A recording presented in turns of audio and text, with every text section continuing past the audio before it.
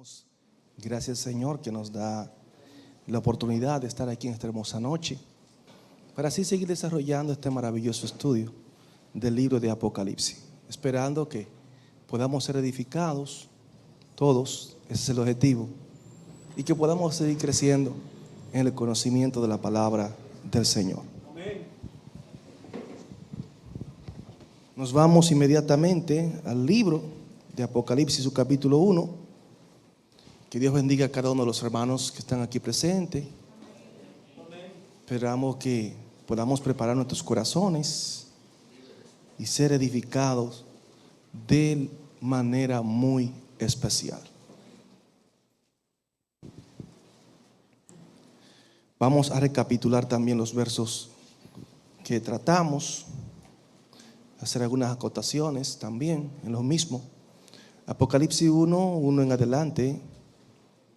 Leemos para gloria del Padre y Espíritu Santo, la revelación de Jesucristo que Dios le dio para manifestar a su siervo las cosas que deben suceder pronto, y la declaró enviándola por medio de su ángel a su siervo Juan, que ha dado testimonio de la palabra de Dios y del testimonio de Jesucristo y de todas las cosas que ha visto. Bienaventurado el que lee y los que oyen las palabras de esta profecía y guardan las cosas en ella escritas, porque el tiempo está cerca. Juan, a las 7 iglesias que están en Asia, gracia y paz a vosotros, del que es y que era y que ha de venir, y de los 7 espíritus que están delante de su trono, y de Jesucristo el testigo fiel, el primogénito de los muertos y el soberano de los reyes de la tierra, al que nos amó y nos lavó de nuestros pecados con su sangre, y nos hizo reyes y sacerdotes para Dios su Padre. A Él sea gloria e imperio por los siglos de los siglos. Amén. He aquí que viene con las nubes, y todo ojo le verá, y los que le traspasaron y todos los linajes de la tierra harán lamentación por Él. Sí, amén. Yo soy el Alfa y el Omega, el principio y fin, dice el Señor, el que es y que era y que ha de venir, el Todopoderoso.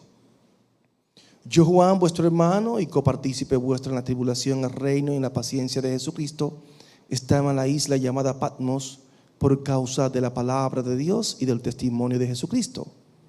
Yo estaba en el Espíritu en el día del Señor y oí detrás de mí una gran voz como de trompeta. Lo dejamos hasta ahí, porque de ahí no vamos a pasar. Amén. Qué bueno. La semana pasada estuvimos dando detalle de cada uno de estos versos, y hemos seguido siempre investigando, ya que hay muchos escritores acerca de este libro de Apocalipsis. Lo más importante es que nosotros como iglesia podamos estar edificados en el mismo y que podamos sacar lo mejor de él y aplicarlo a nuestras vidas. Vemos aquí la revelación de Jesucristo y que Dios se la dio también a él, y a la vez con un objetivo de manifestarle a su siervo las cosas que han de suceder pronto. Lo más importante de todo esto es que vemos aquí la revelación, y como decíamos, no es porque Jesucristo no supiese lo que iba a suceder, sino que el Padre y el Hijo, en el aspecto, en el plano espiritual, no hay nada que Jesús no conozca. Muchas veces queremos utilizar estos versos para tratar de desmeritar a Cristo y su deidad, tirarla por el suelo y decir, mira, Él no es Dios, y ya de eso nosotros hablamos en estudios anteriores. En esta ocasión no podemos olvidar que Jesús estuvo aquí en la tierra, como explicamos, y estuvo un cuerpo humano, algo que lo limitó en un momento determinado de su vida, y en muchos momentos Jesús habló como hombre y no como Dios. Entonces los enemigos de la deidad de Cristo utilizan siempre estos versos relacionados con la humanidad de Él para tratar de quitar a Jesús del pedestal que nosotros entendemos bíblicamente que Dios lo tiene. Entendiendo nosotros que Jesús en esencia es Dios, Dios Padre, Dios Hijo, Dios Espíritu Santo. ¿Entienden? Y vemos aquí que esta revelación la dio a través de un ángel. El ángel se la transmite a Juan, el Padre al Hijo, el Hijo al ángel, el ángel a Juan, y a través de Juan a sus siervos. A sus siervos. Tratar de que los siervos puedan entender la revelación de Dios y podamos entender las profecías que han de suceder pronto. Este término pronto dijimos que viene de la palabra Cairo, que es un tiempo determinado por Dios y no de crono, que es un tiempo determinado por un calendario que usted sabe cuándo va a suceder. O sea que ese tiempo nosotros no lo manejamos. Ese tiempo está en las manos del Señor, no en la mano de ningún hombre. Y eso es interesante que podamos entenderlo, porque hay personas hoy en día que usted lo escucha diciendo que ya el Señor viene en tal fecha, que el Señor le reveló esto y aquello, y son muchos los que caen en estas trampas del diablo, porque la Biblia dice claramente que ni los ángeles que están en el cielo saben el día ni la hora en que el Hijo de Dios ha de manifestarse. Por consiguiente, ese tiempo solamente le pertenece al Señor, no a los hombres. O sea que no está en las manos de nosotros, no está en la mano de la iglesia. No está. Y sigue hablando en el verso 2. Vemos que dice que ha dado testimonio de la palabra de Dios y del testimonio de Jesucristo y de todas las cosas que ha visto. Vemos aquí a Jesucristo como el testigo fiel y explicamos esto. Los versos se lo dimos a todos ustedes.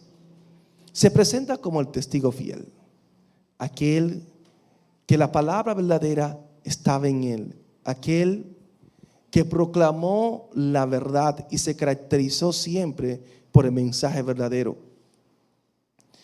Y todo lo que habían visto daban testimonio. Los discípulos dieron testimonio.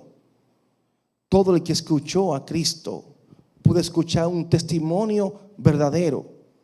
Y vemos aquí la bienaventuranza, que es la palabra Macairo, que significa dichoso, bienaventurado. Somos afortunados el que lee esta palabra. O sea, si usted y yo nos detenemos a leer la Biblia, y más este libro de Apocalipsis, dice que era bienaventurado y los que oyen las palabras de esta profecía. O sea que por naturaleza es un libro profético. Y dice que es bienaventurado aquel que lee y oye estas palabras. ¿Por qué? Porque aquí el Señor quiere darle palabra de consuelo a las iglesias, pero también a través del mismo quiere revelar a su iglesia de acontecimientos futuros que van a suceder, amado, y que la iglesia en ese momento ni se imagina. La iglesia tiene un concepto de Jesús. En un momento determinado, muchos pudieron ver su resurrección. Hay otros que solamente escucharon que resucitó. Pero la mayoría lo que vio fue a un Cristo crucificado. A un Cristo crucificado, prácticamente para muchos fue un Cristo derrotado. Dese cuenta que se inventó la mentira de que el cuerpo había sido robado y que no resucitó. Y vemos nosotros, amados hermanos, cómo el Señor, una vez más, nos habla de esta bienaventuranza, porque en este libro Aquí vamos a ver en el sitial lo que el Señor, con ese sacrificio perfecto, con humanizarse, hacerse hombre, para redimir nuestros pecados, en el lugar que está a la diestra del Padre, y se le llama el Rey de Reyes, el Señor de Señores, el soberano de todas las naciones y aquel que va a juzgar a toda la tierra. O sea que ese Cristo que nosotros vimos lleno de amor, que traía paz, con esas palabras verdaderas, mediando por el hombre, intercediendo y mostrando misericordia, dice, bueno, hasta aquí llegó la misericordia. Ahora es tiempo de juzgar a la humanidad, para que la humanidad pueda experimentar la justicia de Dios. Por consiguiente, dentro de su justicia hay una condenación para toda la humanidad, y son los juicios de Dios. Son los juicios de Dios. Si bienaventurado el que lee y los que oyen las palabras de esta profecía. Y dice más, y guardan las cosas en ella escritas, porque el tiempo está cerca. O sea, somos bienaventurados cuando la escuchamos, cuando la leemos, y más cuando guardamos esta palabra. Y aquí vemos la inspiración de la misma, que no es una palabra que salió de la mente de Juan, sino que es por revelación. El Espíritu de Dios está revelando a Juan todas estas palabras para su pueblo. Por eso vemos que estas palabras son fieles y verdaderas. Y sigue diciendo el verso 4, estamos recapitulando. Juan, a las 7 iglesias que están en Asia, gracia y paz a vosotros del que es y que era y que ha de venir, y de los 7 espíritus que están delante de su trono. Otro punto muy interesante, que lo hablamos también, de los 7 espíritus, y cómo aquí el apóstol Juan, el Señor una vez más hace una revelación. ¿Para qué? Para las 7 iglesias. Decíamos que había más iglesias. No solamente estaban estas 7 iglesias. Y nosotros vemos el mensaje a las 7 iglesias de Éfeso, de Esmirna, Pérgamo, Tiatira, Sardis, Filadelfia y la Odisea. Pero estas no eran las únicas iglesias que habían allí. Allí había más congregaciones, y podemos verlo, que la Biblia habla acerca de esto. O sea que al Señor le plujo nombrar estas 7 iglesias. Pero yo sé que todas las iglesias que estaban allí iban a recibir este mensaje. Iban a recibirlo, porque es un mensaje que viene de parte de Dios. En Hechos 25 habla de la iglesia de Troas, en Troas, que estaba en Asia Menor. Y ustedes lo pueden apuntar. Hechos 20, verso 5. Estaba en Asia Menor, pero vemos que no hace mención de ella. Pero ustedes pueden estar seguros que este mensaje llegó allí. También estaba la iglesia de Colosas. La iglesia de Colosas, en Colosenses, su capítulo 1, verso 2. Esta iglesia estaba ubicada en Asia Menor. Y en Colosenses, su capítulo 4, versículo 13, habla de la iglesia de Hierápolis.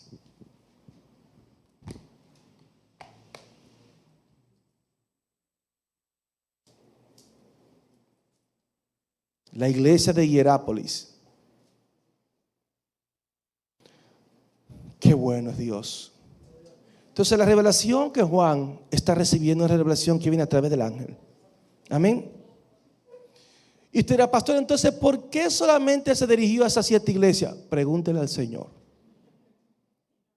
porque ese dato no lo tenemos. Ahora bien, como llegó el mensaje a esas 7 iglesias, ustedes pueden estar seguros que llegó a las demás iglesias, porque hasta nosotros ha llegado. Y aquí estamos compartiendo. O sea, el número perfecto, el 7. Así le pluja al Señor. Qué bueno.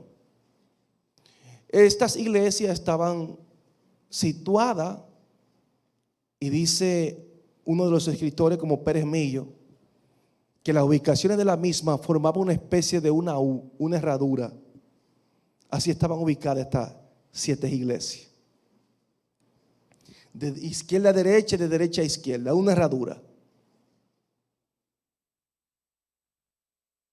Entonces vemos aquí que este mensaje es dirigido, escrito de manera individual a cada una de estas congregaciones, a cada una de ellas. Y dice más: el que tiene oído, oiga lo que el Espíritu dice a las iglesias. Oiga, el que tiene oído. Es para todos nosotros este mensaje. El saludo que utilizaron: gracia y paz a vosotros, del que es y que era y que ha de venir. Un saludo muy utilizado por los judíos. Gracia y paz. Y explicábamos nosotros acerca de lo que significa la palabra gracia y acerca de lo que es la paz. La palabra gracia, un don inmerecido. Somos salvos por su gracia, algo que nosotros no merecemos, no nos hemos ganado, pero a Dios le place dárselo a su criatura que somos nosotros. Amén. La paz que nosotros conocemos, la palabra shalom, gracia y paz. Ese era un saludo que se utilizaba mucho en la iglesia. Gracia y paz. Así que glorificamos a Dios por el plan de redención, que lo hizo por gracia, porque por gracia somos salvos, no es de vosotros, sino que es un regalo del Señor. Se agradecemos a Dios que por la gracia y por medio de la fe nosotros somos salvos. Amén. Entonces es una bendición grande que el Señor tiene para nosotros. La paz, ustedes saben que esa paz que el mundo no la puede dar. Gracia y paz. Y de verdad que tenemos que tener esa comunión y tenemos nosotros que transmitir lo que es gracia y paz. Cuando apelamos a la gracia del Señor, entonces tenemos que sentirnos agradecidos por siempre y para siempre, porque el hombre, no hay mérito que el hombre pueda tener en el plan de salvación, sino que somos salvos por su gracia. Gracia y paz, esa bendición que viene del Dios del cielo. Amén.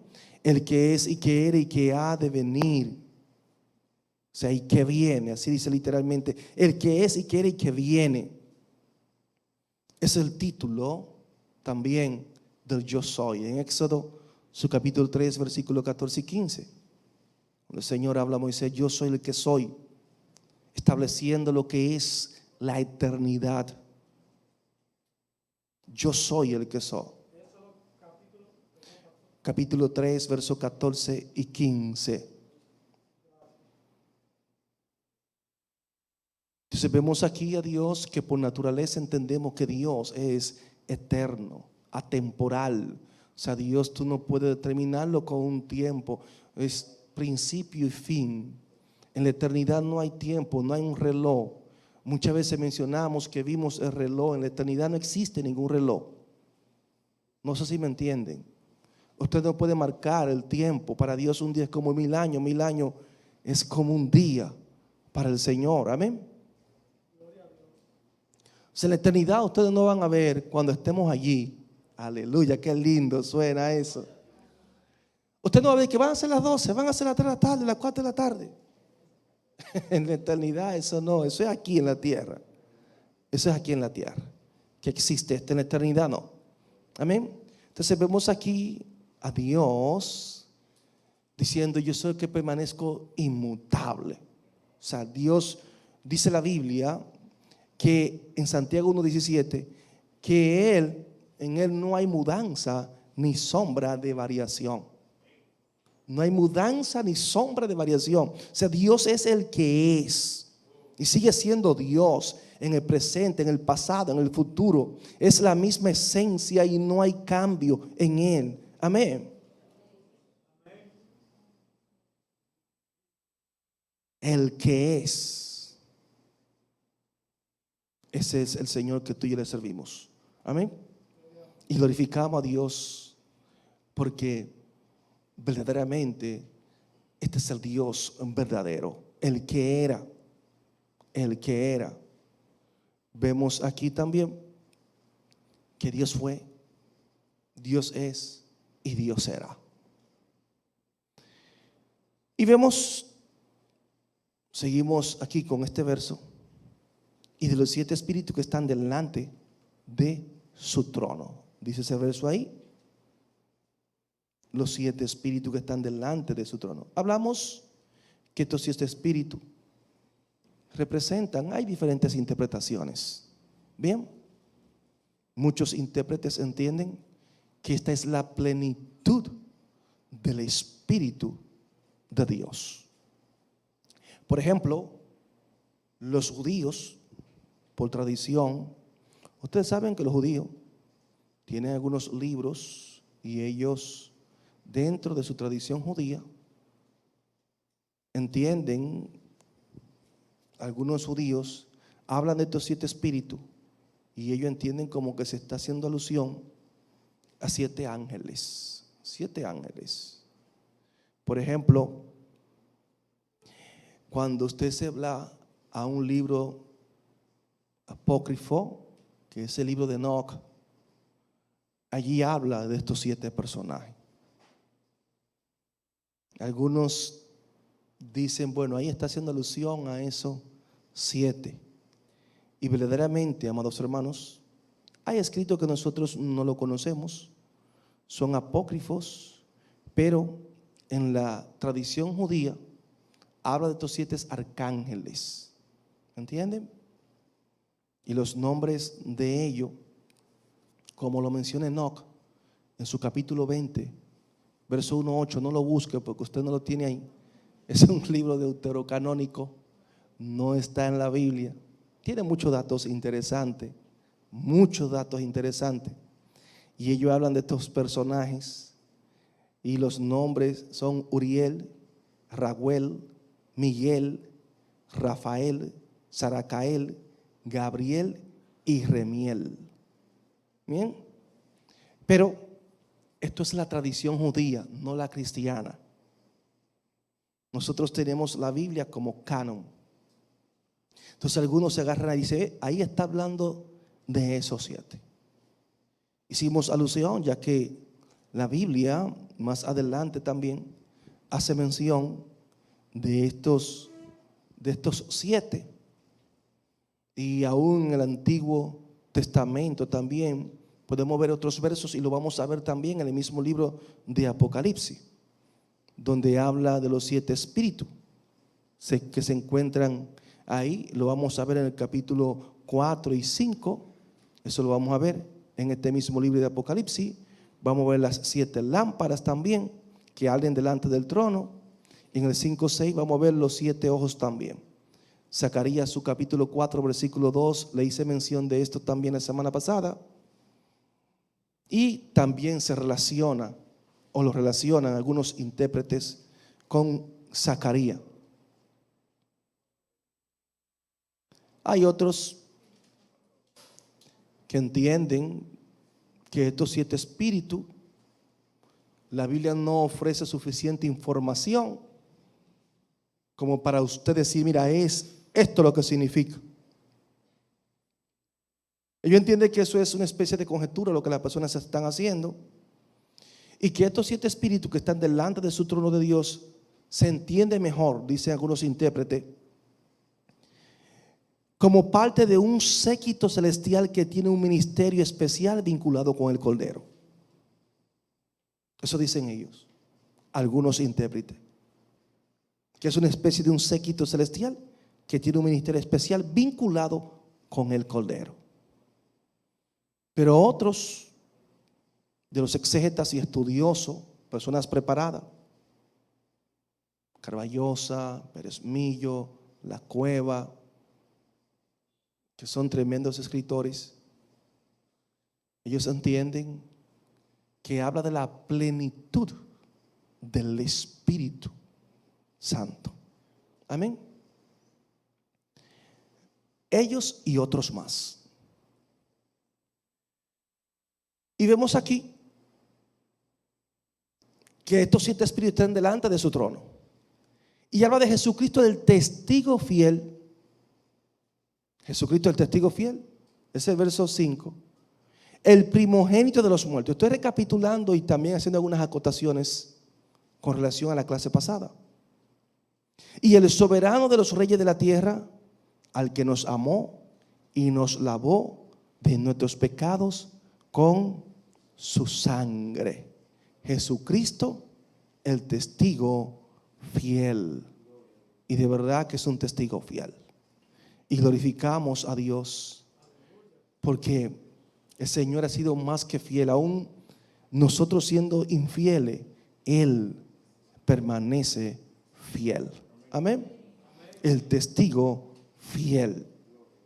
Vemos este calificativo al Señor y entendemos claramente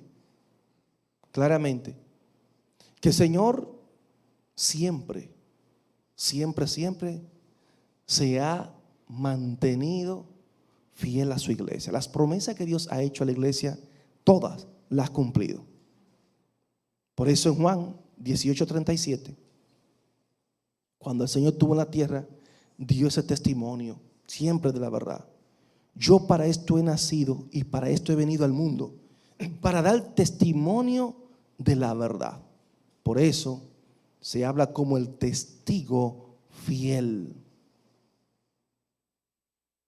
Y en 1 Timoteo 6:13 dice: Jesucristo que dio testimonio de la buena profesión delante de Poncio Pilato, el testigo fiel. Y conocemos un verso que citamos mucho en Juan 14:6, cuando él habla de que Él es el camino, la verdad y la vida. Entonces vemos aquí que esa revelación que Juan está haciendo acerca de Jesús, del testigo fiel, es una revelación verdadera. O sea, es que no hay mentira, es que no hay engaño, es que hay que aceptarla como una suprema verdad. Es un axioma, es algo incuestionable que ha sido demostrado. Eso es lo que Juan quiere decir con esta expresión. Por eso es que es fiel. Juan 3:11 habla acerca de esto. Si lo pueden apuntar ahí como referencia, y el verso 32 también del capítulo 3. Pueden apuntar el mismo capítulo 3, el verso 34 de Juan. Y vemos a Jesús revelando al Padre, porque Jesús es quien revela al Padre. Se lo dije, que si algo sabemos del Padre es porque Jesús lo ha revelado. Y esto está en Juan 5:19 y verso 20 también.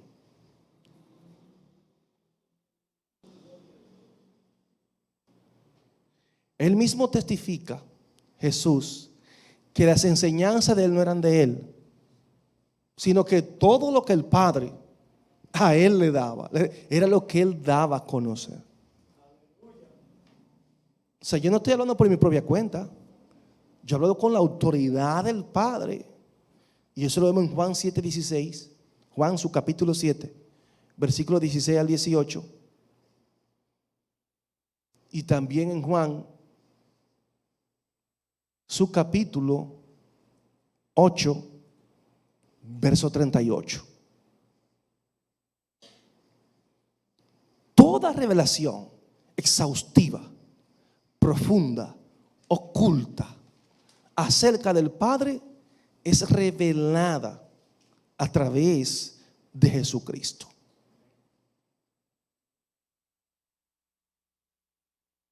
Por eso nosotros aceptamos este testimonio como fiel y verdadero, porque está basado en la verdad. Juan 18:37 hace referencia de esto. Y como dice también Apocalipsis, su capítulo 19, versículo 10, que nos habla que Él es el espíritu de la profecía. El Cristo es el espíritu de la profecía.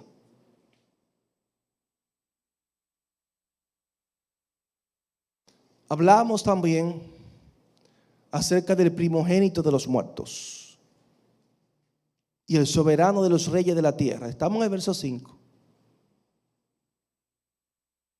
Y algunos hermanos, como el hermano Abel, el Veri, hicieron algunas acotaciones muy importantes. La semana pasada, el primogénito de los muertos, un lenguaje figurado. Y vemos aquí la relación de Jesús en su naturaleza humana. Estuve hablando y decía que Jesús no fue el primero que murió. Pero la palabra primogénito significa principal, supremacía, el más importante de todos los muertos. Ahora bien, siendo el primogénito de los muertos, en el Antiguo Testamento hubo personas que fueron resucitados. En el Antiguo Testamento Jesús no fue el único que resucitó. No. ¿Cuál es la diferencia? Que aquellos que fueron resucitados murieron. Pero Jesús resucita, pero no para morir. Jesús resucita, pero resucita con un cuerpo glorificado. Y es como primicia, diciendo: yo soy el modelo de ustedes. Cuando a ustedes les toque morir, así como yo resucité, ustedes también van a resucitar. Y no van a morir jamás. Él es el primogénito de los muertos. La preeminencia es de Él. Si nos vamos a Colosenses, su capítulo 1, versículo 18, vamos a ver allí lo que dice. Lo puede usted apuntar ahí para que lo tenga. Dice: y Él es la cabeza del cuerpo, que es la iglesia, el que es el principio, el primogénito de entre los muertos, para que en todo tenga la preeminencia. Oiga, en todo tenga la preeminencia. O sea, que es de Él, no de nosotros. O sea, que nadie, amado,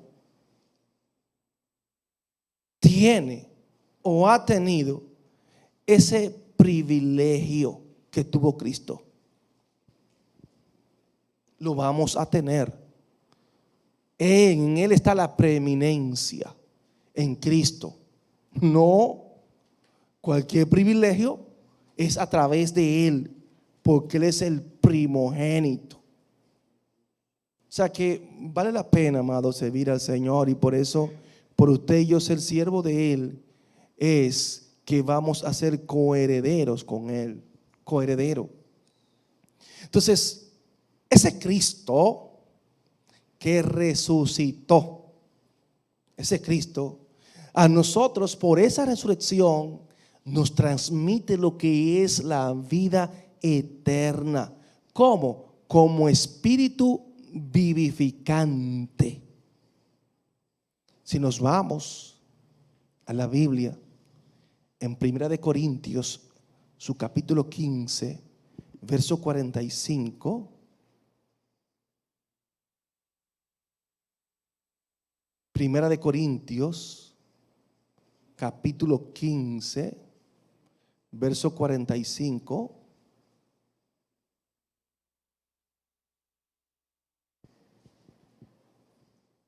Dice, así también está escrito. Fue hecho el primer hombre Adán, alma viviente. El postrer Adán, espíritu vivificante. Eso es el Señor. ¿Por qué espíritu vivificante? Porque tiene vida en sí mismo. Vida en sí mismo. Si nos vamos a Juan, en su capítulo 1, el verso 4,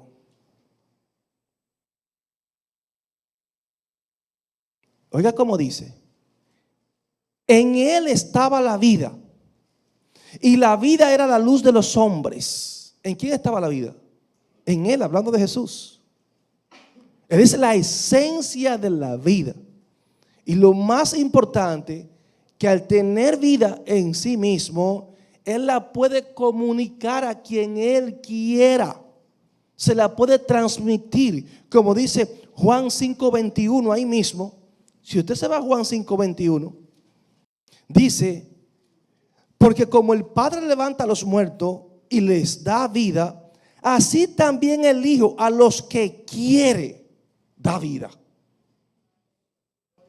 A los que quiere. O sea, vemos aquí al Señor en una soberanía que da vida a quien Él quiera y nadie puede cuestionarlo. El Padre, lo vemos aquí, levanta a los muertos, pero el Hijo tiene la misma autoridad de dar vida a quien Él quiera. A quien Él quiera, nadie puede cuestionarlo. Y el verso 26, ahí mismo del 5, dice: porque como el Padre tiene vida en sí mismo, así también ha dado al Hijo el tener vida en sí mismo. O sea, lo mismo del Padre, lo mismo tiene el Hijo. Y cuando usted pasa ahí mismo en el capítulo 6, se va al verso 57. Ahí mismo en Juan, dice: como me envió el Padre viviente y yo vivo por el Padre, asimismo el que me come, él también vivirá por mí. Él también vivirá por mí. Ahí Jesús se está presentando como el pan de vida. Como el pan de vida. Juan 6:57. Si seguimos en Juan, el capítulo 11, verso 25 y verso 26, dice: le dijo Jesús: yo soy la resurrección y la vida. El que cree en mí, aunque esté muerto, vivirá. Y todo aquel que vive y cree en mí no morirá eternamente. Wow. Vamos a morir, pero no eternamente, no por siempre y para siempre. Los que morimos en Cristo tenemos el privilegio de que vamos a ser resucitados, iglesia.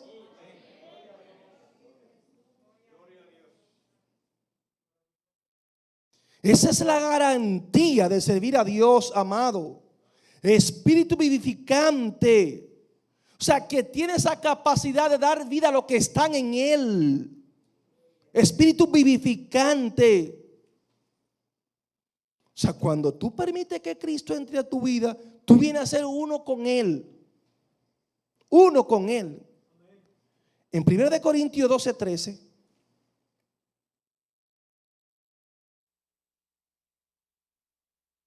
Primera de Corintios 12:13.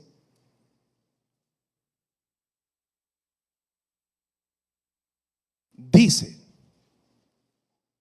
porque por un solo espíritu fuimos todos bautizados en un cuerpo, sean judíos o griegos, sean esclavos o libres, y a todos se nos dio a beber de un mismo espíritu, primogénito de los muertos. O sea que vemos aquí, para que todos podamos entender, la victoria que Jesús tuvo sobre la muerte. Por eso Pablo dice: ¿dónde está, oh muerte, tu aguijón? ¿Dónde está, oh sepulcro, tu victoria? Así que ese instrumento, la muerte, ha sido prácticamente derrotada por la vida, que es Jesús. Amén. O sea que vemos aquí, usando como una figura a la muerte. No se crea que es un personaje como muchos entienden, y lo vamos a ver más adelante, que la gente cree que la muerte es un ángel y que donde quiera se aparece y ese ángel va matando personas. Y vamos a verlo en el libro de Apocalipsis, que esto no es así. No. Vamos a detenernos, a seguir escudriñando detenidamente. Amén. Entonces, en 1 Corintios Pablo habla de esto, su capítulo 15, ahí mismo, usted sigue más adelante, 1 Corintios 15, el verso 55, donde él dice: ¿dónde está, oh muerte, tu aguijón? ¿Dónde, oh sepulcro, tu victoria? O sea, es un desafío que le está diciendo. O sea, aquella que se jactaba de que podía matar, de que podía quitarle la vida a los seres humanos, le dice: ¿dónde está tu aguijón? ¿Cómo tú vas a dañar ahora? Es por la resurrección de Cristo, es por los méritos de Cristo. O sea, el Señor resucitado es la garantía, es el cumplimiento para nosotros. Ese propósito salvífico se cumple en la persona del Cristo resucitado. Esa victoria sobre la muerte, el sepulcro, porque en quien Él cree tiene vida eterna, el que cree en Él. Esa es la victoria del Señor. Si Cristo no hubiese resucitado, amado, no estaríamos aquí nosotros hablando de victoria. Por eso fue que muchos quisieron negar la resurrección del Señor. El primogénito de los muertos, Él es el Señor. El Señor nos ha redimido a través de la muerte de Cristo. A nosotros nos ha redimido, nos ha dado vida y vida en abundancia. Y lo expresó en Juan 3:16, ese amor de Dios por toda la humanidad. Lo entregó y fue a todo el mundo, para que todo aquel que cree no se pierda, sino que tenga vida eterna. Fue un privilegio que el Señor a nosotros nos dio, y glorificamos a Dios por esto. Amén. Ahí mismo en 1 Corintios 15:23 nos dice: pero cada uno en su debido orden, Cristo las primicias, luego lo que son de Cristo en su venida. O sea, hay un orden establecido. A Cristo como la primicia y luego nosotros en su venida. Glorificamos a Dios, amado, por ese privilegio que Papá Dios nos ha dado a cada uno de nosotros. Amén. Vemos que se presenta como el soberano de los reyes de la tierra, y hablamos acerca de esto. El soberano es alguien que no puede ser cuestionado, es alguien que tiene potestad sobre el mundo entero, sobre el mundo entero, sobre el mundo entero.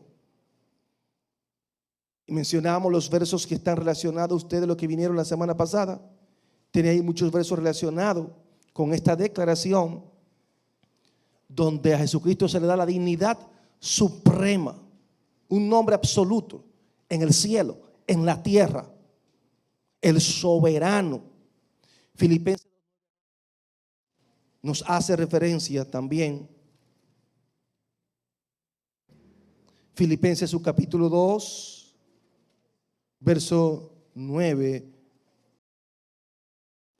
que dice de la siguiente manera: por lo cual Dios también le exaltó hasta lo sumo. ¿Sabe lo que es lo sumo?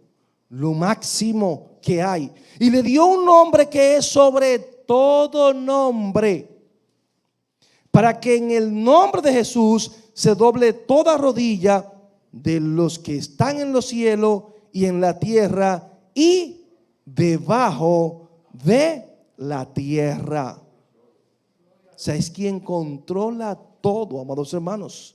Aquí vemos nosotros lo que es la soberanía de Dios, cómo está establecida.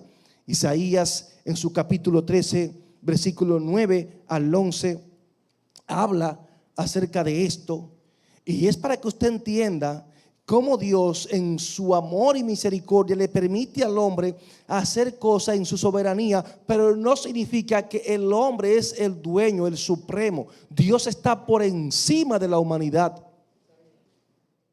Isaías, su capítulo 13 y el verso 9 y 11 dice: he aquí el día de Jehová viene terrible y de indignación y ardor de ira, para convertir la tierra en soledad y raer de ella sus pecadores. Por lo cual las estrellas de los cielos y sus luceros no darán su luz, y el sol se oscurecerá al nacer, y la luna no dará su resplandor. Y castigaré al mundo por su maldad y a los impíos por su iniquidad, y haré que cese la arrogancia de los soberbios, y abatiré la altivez de los fuertes. Ahí no hay ejército con armas nucleares, que este es el ejército más poderoso del mundo, que China, que Estados Unidos, que Rusia, que Corea, que la India. Nada de esto, amado. O sea, nadie puede limitarlo. Nadie. Ahí mismo en Isaías 46, ahí mismo, sigue un chin más adelante y busque Isaías 46 y nos vamos al verso 8.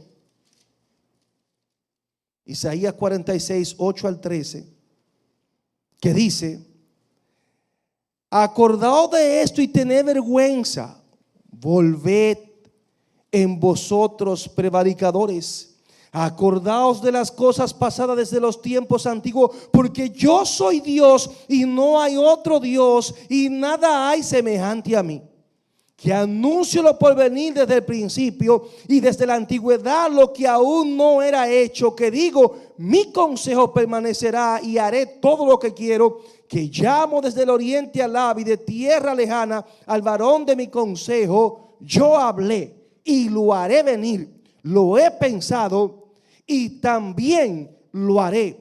Oídme, duros de corazón que estáis lejos de la justicia.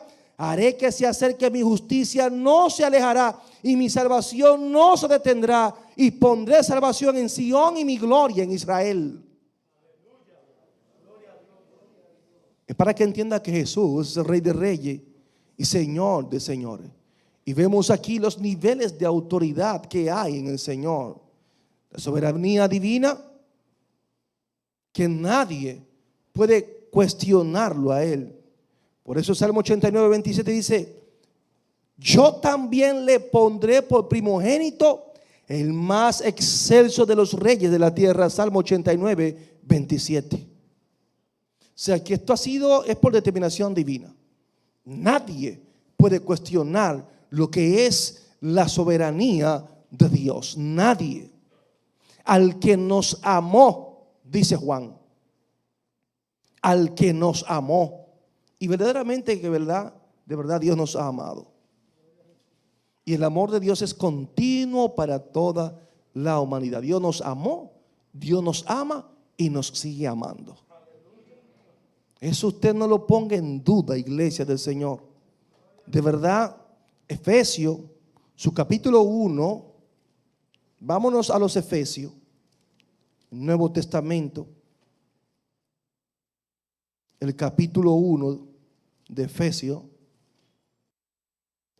capítulo 1, versículo 4 dice: según nos escogió en él antes de la fundación del mundo, para que fuésemos que santos y sin mancha delante de él en amor, habiéndonos predestinado para ser adoptados hijos suyos por medio de Jesucristo, según el puro afecto de su voluntad. O sea, Dios en su amor nos predestinó para ser adoptados hijos suyos. adoptado. ¿Sabe cuando usted no es hijo legítimo, pero lo adoptan? ¿Por medio de qué? De Jesucristo, según el puro afecto de su voluntad. Porque a Dios le plugo hacerlo. Según el puro afecto de su voluntad, manifestó su amor para con nosotros. Y esto está, por ejemplo, en Romanos 5:8. Vemos y decimos cuán grande es el amor del Señor. Dice, mas Dios muestra su amor para con nosotros, en que siendo aún pecadores, Cristo murió por nosotros. Dese cuenta que no fue porque nosotros éramos buenos, porque éramos perfectos, porque siendo pecadores, a Dios le plugo salvarnos y morir por nosotros, siendo pecadores. Vemos aquí que hemos sido amados por el Señor. Siendo nosotros malos, Dios nos amó y nos ama y nos sigue mostrando su amor a pesar de las... ¿Quién de ustedes es perfecto aquí? Ninguno. Y aún así Dios nos sigue amando. Y nos caemos y nos partimos la boca. Y usted va, Señor, perdóname. Y el Señor nos sigue amando. Porque sabe que tenemos el deseo de que queremos agradarle a Él. A pesar de nuestras debilidades y flaquezas, queremos vivir para Él. Por eso Pablo dice en Gálatas 2:20, el Señor me amó, en la segunda parte B de ese verso, y se entregó a sí mismo por mí. Ustedes lo pueden apuntar como referencia. Digo, wow, Señor. Y nos lavó de nuestros pecados, dice Él. De nuestros pecados. De verdad que nos lavó. Antes, un sacerdote entraba a ofrecer sacrificio y cubría los pecados del pueblo. Los cubría. Es como cuando algo se ensucia, usted lo cubre, ese sucio por arriba. Este lo lava como un cloro y quita la mancha totalmente. No es lo mismo que tú cubras algo que sabe, cuando tú le quites esa cobertura está ahí. ¿Me entiende? Entonces el Señor con su sangre preciosa nos ha lavado. Y de verdad, amado, que doy gloria a Dios porque el Señor nos ha purificado. Ahí vemos cuán grande es el amor del Señor. Y podemos ver en algunos versos cómo la Biblia habla, por ejemplo en Juan 13:10, acerca de esto, de ese lavamiento. Juan 13:10. Usted lo puede apuntar como referencia ahí y yo se lo leo. Que dice, Jesús le dijo, el que está lavado no necesita sino lavarse los pies, pues está todo limpio y vosotros limpios estáis, aunque no todos. O sea, ustedes están limpios. Y en 1 de Juan 1:7, lo pueden apuntar ahí mismo, se lo voy a leer. El Señor dice, pero si andamos en luz como Él está en luz, tenemos comunión unos con otros y la sangre de Jesucristo su Hijo nos limpia de todo pecado. Y me detengo aquí. Vea la condicionante que tiene ahí. Si andamos en luz como Él está en luz, tenemos comunión unos con otros y la sangre de Jesucristo su Hijo nos limpia de todo pecado. ¿Y si yo no ando en luz? La sangre no tiene efecto en mí. ¿Por qué? Porque yo soy un pecador deliberado. Yo soy un practicante del pecado. Y la sangre funciona en aquellos que están arrepentidos. Arrepentimiento es la esencia de la palabra, que viene del griego metanoia, que es un cambio de mentalidad, un cambio de dirección. Eso es arrepentimiento. Eso no es que no. tiene que haber un cambio en nosotros. Porque cuando el Señor entra en nuestra naturaleza humana, se transforma, es diferente, porque el Espíritu Santo nos posee. Somos diferentes, tenemos que ser diferentes. De verdad, amados. Entonces hemos sido lavados por su sangre. Y de verdad que es un grato privilegio. Y hay muchos versos más que apoyan este lavamiento de pecado. Y dice verso 6 de Apocalipsis, su capítulo 1: y nos hizo reyes y sacerdotes para Dios su Padre. A Él sea gloria e imperio por los siglos de los siglos. Wow, Señor. Vemos aquí también, amados, otro privilegio que el Señor nos da a nosotros. ¿Nos hizo qué? Reyes y sacerdotes. Wow. Entonces, Juan utiliza la palabra reino aquí. Reino, no reyes. Eso es Juan. Entonces, son constituidos nosotros de un reino. El reino de Dios. Y dice la Biblia, amado, claramente, que a nosotros el Señor nos sacó de las tinieblas a la luz. En Colosenses, su capítulo 1, versículo 13, el apóstol Pablo dice: nos sacó del poder de las tinieblas y nos trasladó al reino de su amado Hijo. Entonces vemos aquí el privilegio que Dios nos ha dado a nosotros como hijos de Dios. Y de verdad, hay muchos que entienden que nosotros como iglesia estamos reinando ya. Y ese es un error. Amén. Ese es un error. Pastor, sí.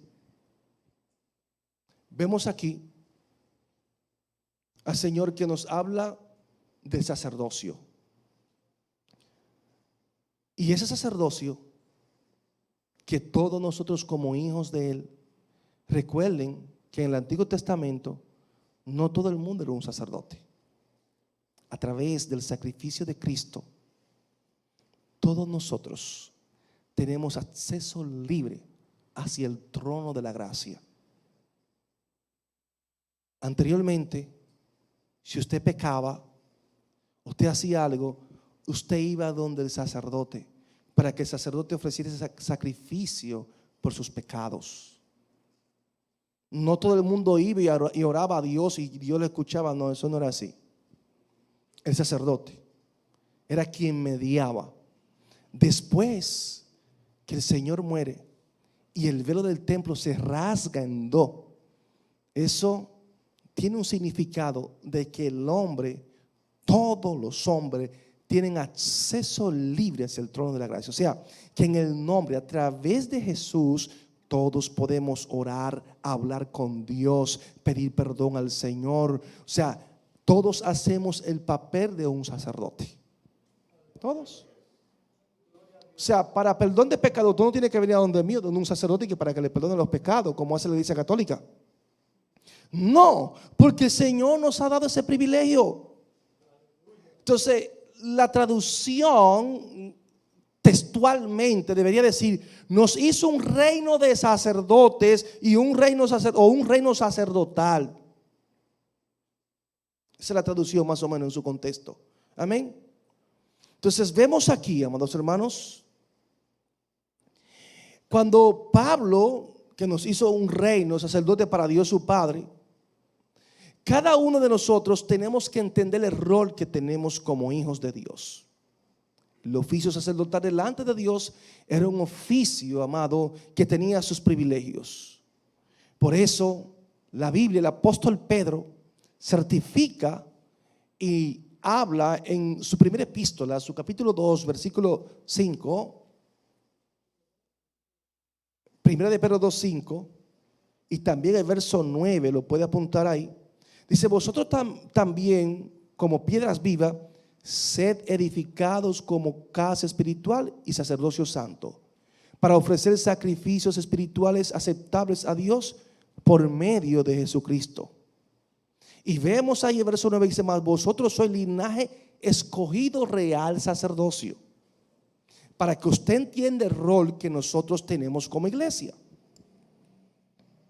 Como piedra viva, sed edificados como casa espiritual y sacerdocio santo. O sea que es un gran privilegio para ofrecer sacrificio espiritual aceptable a Dios por medio de quien, de Jesucristo. O sea, todos los méritos de un sacerdote lo tenemos nosotros a través de quién, de Cristo, a través de Él. Mas vosotros sois linaje escogido, real sacerdocio. Y esa dispensación sacerdotal del Antiguo Testamento, eso quedó atrás. Y ahora nos vinculan a través de Jesucristo, que es el sumo sacerdote según el orden de Melquisedec. O sea, Jesús es el sumo sacerdote por excelencia, porque dice la Biblia que entró una sola vez por siempre y para siempre, y ofreció el sacrificio perfecto que no solamente redime a lo de su época, sino a la generación venidera. Ese sacrificio es el sacrificio perfecto. Es el que cubre el pecado de toda la raza humana. Con el sacrificio de Cristo ya no hay que ofrecer otro sacrificio, porque el de Él es lo sumo, el sacrificio por excelencia. Y nosotros, sus hermanos, ejercemos el sacerdocio a través de Jesucristo. Amén. Entonces, asimismo, los descendientes de Aarón podían ser sacerdotes. Entonces, nosotros somos de Cristo y hacemos esa obra sacerdotal. Oramos por las personas, ministramos la palabra. Eso hacía un sacerdote. Eso lo hacía. Y se cumple lo que dice 1 Pedro 2:9. Qué lindo es el Señor. Pueden usar como referencia Hebreos 9:7, donde vemos ahí al sumo sacerdote entrando una sola vez al lugar santísimo. Lo pueden poner ahí para referencia. Y Efesios 2:6, que también habla de nuestro reino en lugares celestiales. Se nos exhorta a nosotros en este nuevo orden sacerdotal, porque es un nuevo orden en la dispensación de la gracia. Nos invita a acercarnos continuamente al trono de la gracia. Nos vamos a Hebreos, su capítulo 10, verso 19 al 22.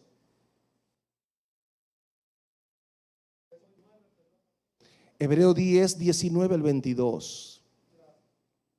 Y este sacerdocio estamos todos incluidos, tanto el hombre como la mujer. Porque usted puede ir delante del Señor y ministrar allí, ofrecer a Dios sacrificios espirituales y derramarse delante del Señor. O sea que tenemos un gran privilegio nosotros en el Señor y glorificamos a Dios por ese gran privilegio. Y todo lo que tenemos es por adopción en el Hijo. Nosotros como creyentes venimos a ser hijos. Y pueden poner como referencia a Gálatas su capítulo 4, versículo 4 al 5. Y ahí se cumple Juan su capítulo 1, versículo 12, que a todo lo que le recibieron, los que creen en su nombre, le dio potestad de ser hecho hijo de Dios. Amén. Gálatas 4, 4 al 5.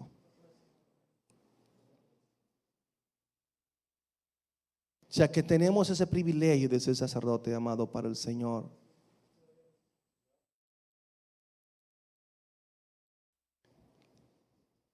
Y aquí viene un punto muy importante, que es el verso 7. de Apocalipsis 1. 1:7, seguimos ahí. He aquí que viene con las nubes, y todo ojo le verás, y los que le traspasaron, y todos los linajes de la tierra harán lamentación por él. Sí, amén. Wow. Poderosas palabras esta, amado. De verdad que sí. ¿Lo tienen ahí el 1:7? Vamos a seguir la semana que viene hablando de este verso, que está muy interesante. Debido a que el tiempo que tenemos ya se ha cumplido. Pero este libro, mientras más lo vamos desarrollando, más le vamos sacando. Ahora bien, aquí estamos desglosando los versos, pero usted en su casa tiene que coger todo el material que apunta y en sus devocionales repasar y buscar esos versos y estudiarlo y convertirse en un estudioso de la palabra, no en un neófito. Porque son bienaventurados los que leen, los que escuchan y los que retienen la palabra de este libro. O sea, el reunirnos aquí es un gran privilegio. El poder estudiar un libro como este con nuestras limitaciones, porque yo no soy ningún erudito, ¿entiende? Con nuestras limitaciones, pero tratamos de edificarnos, que es lo más importante, que nos edifiquemos. Ese es el objetivo principal.